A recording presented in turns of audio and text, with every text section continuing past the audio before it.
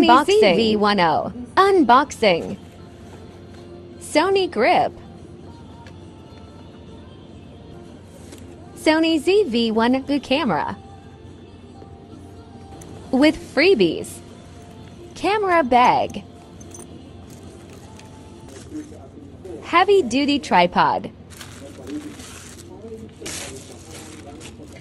Okay, let's go back to the main character.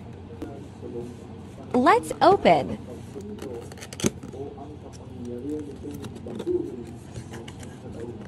So what's inside the box? So we have 64 gig, customer registration form, reference guide, and the manual. So let's open it. So yeah, let's go. Let's open it. So the first one is the AC adapter. So ayan, makikita nyo, Sony. And the second one is USB Type-C cable, USB 2.0. Ayan, USB type. And the second power cord main lead. So ayan, pagko-connect nyo yan. And the shoulder strap. And then the wind map or the wind cup, noise reduction. And the camera itself, you will see in 1, 2, 3. Alright. Diba? Ang ganda niya. Super handy. And napakaputi. Gusto ko yung white as compare sa black. So, ayan, makikita nyo. Meron din cover yung lens niya for protection. And this side is to where you can plug in the USB Type-C cord. Yan. For protection yung cover ng lens niyan. Then, dikabit din siya. So, ayan. Ito naman yung so, ayan, mirrorless camera na din siya. So, makikita nyo sarili nyo when you are doing vlogs or videos. Ayan, makikita nyo kahit nakatalikod kayo. So, ayan, make sure na lagyan nyo siya ng tempered glass para to avoid scratch like that. Kasi, pagkahawakan ng mga kids, ayan, maiwan nyo lang yan. Ayan, basag na yan. So, ayan, di ba napaka-handy? So, ayan, we have also grip. Ayan, let's unbox it. So, this is like a remote control for the camera. So, para hindi kayo mahirapan. So, ito, meron din siyang bag para sa grip itself.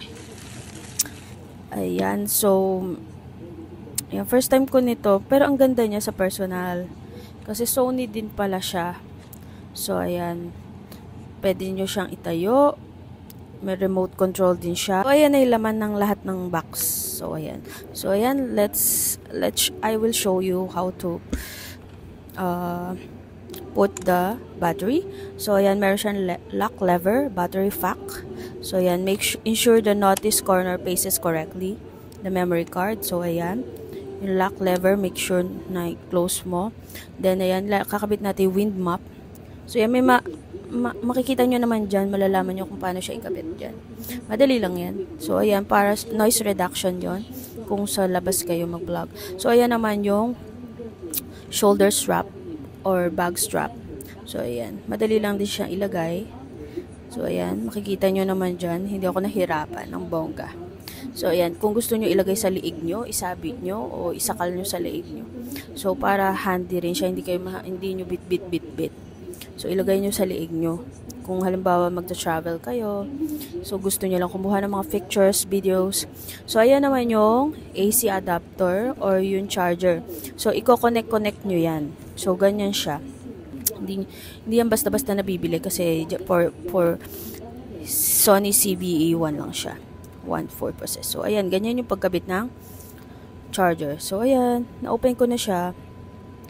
So, yan, deep flip yan, mirrorless camera. So, yan, napaka-handy and napakadaling gamitin niya. So, syempre, pag-aaralan nyo muna kasi para makapa nyo yung settings. So, ayan, ganyan siya. Iikot nyo lang yung lower ng leeg niya. Then, ayan na. So, ayan. Ang ganda, diba? So, pure white lang siya para girl na girl. Diba? Hope you like this video. Like and follow for more.